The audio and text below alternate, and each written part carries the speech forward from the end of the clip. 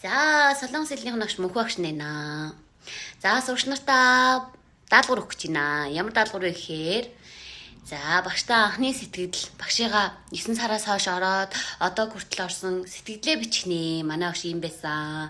Энэ зан таалагддаг байсан, энэ зан таалагддаг байсан. За, мөн дээрээс нь багштай санал хүсэлтэд бичиж өгнө. За, юу бичиж өгөх вэ гэхээр багшаа хичээл дээр юу ингэж оруул хичээл их гоё сонирхолтой гоё байсан. Багшаа эсвэл хичээл дээр ийм хиймээр байна. Танд ингэ боломж байгаа юу гэж санал хүсэлтэд бичиж олно. За, мөн дээрээс нь багштай амлалт өгнө. 3 юм бичгэнэ тий. За, багштай амлалт өгнө. Багшаа би энэ зуны амлалтаараа ингээд солонгос хэлнийхээ төвшин сайжруулаад түрээд ирнэ. За, би 1000 үг уншдаг болно. За 1000 үг цээжлэн. За 100-аас дээш минут уншлагаа уншина.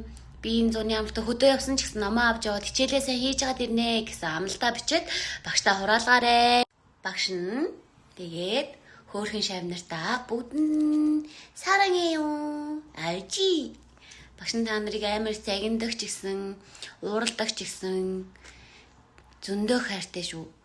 Тэгээд хөөрхөн шав нарыгаа ингээд илүү сайн сураасаа илүү сайн ингээд хичээгээсээ миний зааж байгаа хичээлийг мундаг сайн ойлгоод хичээлдээ идэвхтэй байгаасаа гэсэндээ хаяа ууралдаг тий. Тэгээ багш нь байнга ууралдаггүй тий.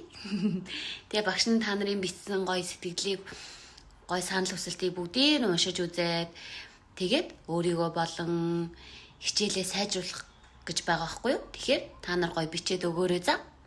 Тэгээд та нартай ийм их хайртай шүү багш нь. Хайртай. Тэгээ зуны амлалтаа гоё үр бүтээлтэй өнгөрөөгөөрэй заа юу.